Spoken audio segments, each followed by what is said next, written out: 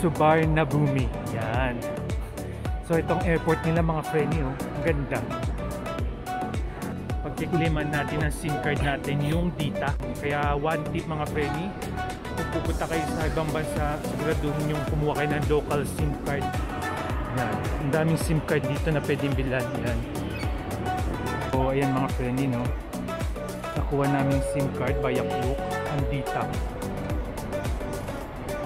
So yan, naghahanap kami ng pagpapalitan ng pera. Kung magpapapalit kayo mga Frenny yan dito sa Herrera nito, Super Rich tsaka Happy Rich. Sasakay tayo mamaya sa may airport rail link. Dito na tayo sa airport rail. Yun eh, sasakay na tayo ng airport rail link.